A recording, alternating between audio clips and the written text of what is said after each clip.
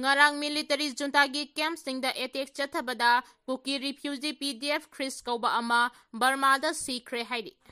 Burma gi Sangain district da PDF ahum ngarang masana makhongna thongna laklaga military army da sangjakre haidi So group 𝐾𝐴 gi केदरनी हाइजबा मियोय अमना Tankul auto driver अमा फुरक्रे कामदोंग district की सिंगसौ village तगी हौदी हौदिगना कंगलातोंबिदा लैबा 𝐬𝐡𝐴𝐻 kasung kauba auto driver ama masana masabu India lenga ka suspension of operation sugi khudek pinaduna lairiba 𝐾𝐴 gi केदरनी हाइजबा मियोय Amna tamthina furakre haidi Makhan Kanglatombi Naga Forum, MKNF amasung Tangkhul Welfare Association, Kanglatombi 𝐷𝐿𝐿𝐴𝐾 na punna thokpa joint statement amada hariba thaudo adu tha sigi tara taret ki numidang pung taret makhai taba matamda thokibani auto driver 𝐬𝐡𝐴𝐻 kasungna yensang napi yonbagi mathau tauriba Liangmai Puruki Nupi Aniga Loinana, Yonabagi Damak, Modbung Bazar dagi, yensang napi laukananabagi chatpada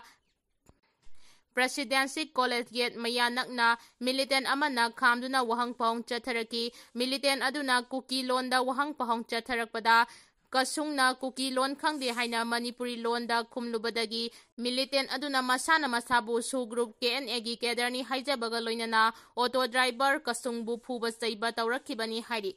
𝐷𝐿𝐿𝐴𝐾 amadi MKNF na thadorokba cherol aduna makhatana hairibana Maralai jadraba auto thauduna sel tanaba honajariba nagamiyoi amagi mathakta phu saibagi thawong chatharakpa haibasi Makhan Kanglatomida lairiba nagamiyangi mathakta chatharakpa attack amanate hairiba attack asi naga phurup miyam pumnamaki mathakta chatharakpa attack amani thaudok asina maram oiraga nagamiyangi marakta khoirang khoisaunaba kaya thokhale lamdam asida lairiba kanglu phurupki khenaba thamdana law and order ngaksenbagi mathau tawriba authorities singna thaudok asigi matangda maralai miyoi adugi mathakta law gi matung ina chairak pibiyu amadi laibak miyangi punsi nga senbagi thabak ningthina paikhat piyu hainaso mari lainaba singi puning chingsilagli thawdok asigi matangda karigumba mari lainaba authorities singi maikeidagi nagamiya na taliba dimana sigi matangda mathau taba action laukhattaba tarabadi democratic ki oiba akanba khongdang kaya sangsilagani hainaso section 1 thamlagli Sexual assault ki maralda Manipur dagi mahairoi manga police na fare Assam Downtown University da mahai tamba Manipur dagi mahairoi manga na Tripura gi mahairoi nupi amada sexual assault chataki haibagi maralda Assam police na mahairoi manga adu fare loinana university gi maike dagi su September 13 listing ani kunmanga da order ama thoktuna mahairoi sing asina custody da leiringai amadi makhoi gi sabsaba While ama loidriba fauba university asida regular class yauba yadaba amadi university asigi makhada non academic activities amatada saruk yaba yaroi haiduna suspend tawkre university asina laukhalakliba khongthang asi mahiroi singi marakta discipline kaihandana thamnaba amadi police na thigalingai manungda university asigi mingchat thiraktanaba laukhatkhibani haidi Maina singduna miyoi amasire ibudau pisatau kuthaiba iratpa numitki numidangda Thawbal district ki Wangjing Tektam Laikai lampakda pangthokpa isai nongmai gi thauram ama yenglamba miyoi ama manakta yungba electric pole amada thenglubada current chatlambadagi maina singduna laikanaba ngamdana mafam adumaktada laikidre Thaudo adu numidangi pung 8 khara helakpa aduwaida thokibani laikhidraba miyoi adugi mamingna Hijam Mocha Singh chahi 52 apokpa laikhidraba Chandra kawi Karen Bikhok mamang laikai dagini hairi ILP gi gazette na Manipur gi yellow missing muthatle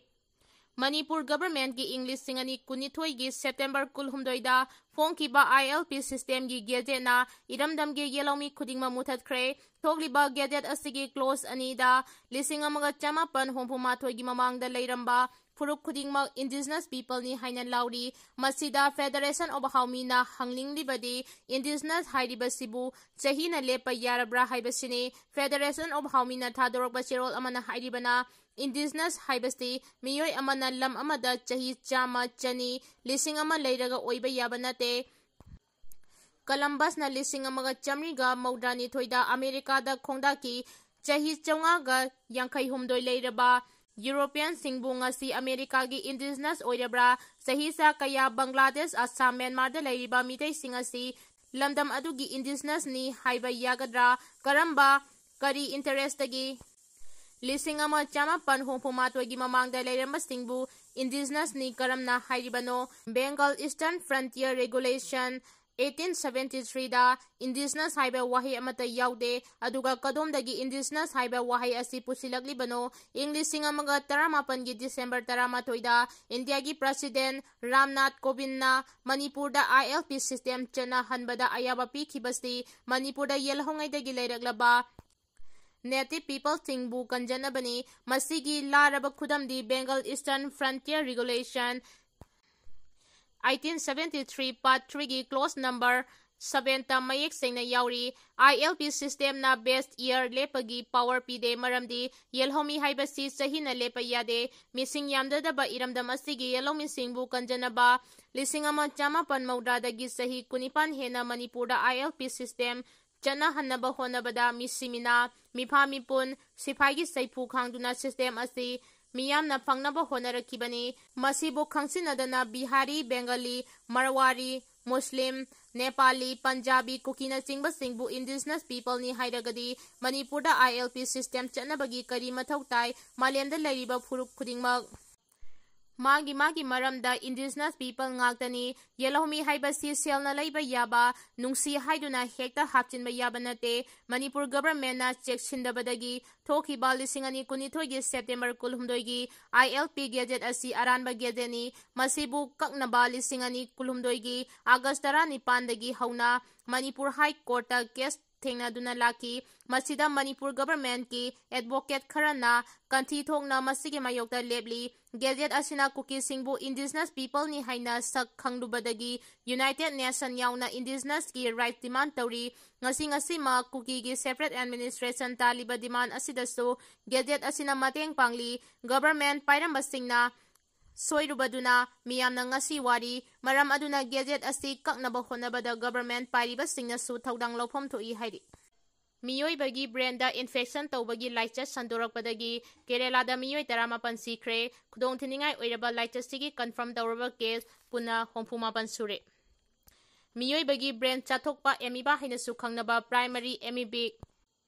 𝐬𝐤𝐲 PAM कौबा खुदोंथिनिंगाई ओइरबा लाइचत अमा संदोरकपदगी केरलादा मियोइ 18 सिख्रे हौजिक फावबदा स्टेट असिगी ओइना लाइचत असिगी कन्फर्म तौरबा केस 34 केरलादा लैरे हाइना रिपोर्ट अमना फोंदोरगली इसिंगदगी संदोकपा लाइचत असिदगी ngakthoknaba hakselgi loisangna akhanaba thorang kaya lokhale नेलगेरिया फोलेरी हाइनसु खंगनबा लाइचत असि ममांगदसु मालेमगी तोंगान तोंगानबा मफम कयादा संदोरकपा लेख्रे पुखरी अमदी पाना सिंगबगी इसिंगदा लैबा महिक मखल अमना संदोरकपा लाइना असिना मियोइबगी ब्रेंदा अमांग अता थोहंदुना अतेनबा मतमगी मनुंगदा मी सिहली लाइना लाइचत असि मियोइ अमदगी अतोपा मियोइ अमदा संदोकते अदुबो महिक सेलबा इसिंगदा इरोइरुबा मतमदा नातोन मकुलदा संख्रगा ब्रेंदा इन्फेक्शन तौदुना खुदोंथिनिंगाई ओइबा फिबम ओहेलकपनी हाइना अखंग अहिसिंगना फोंदोरगली प्राइमरी एमिबिक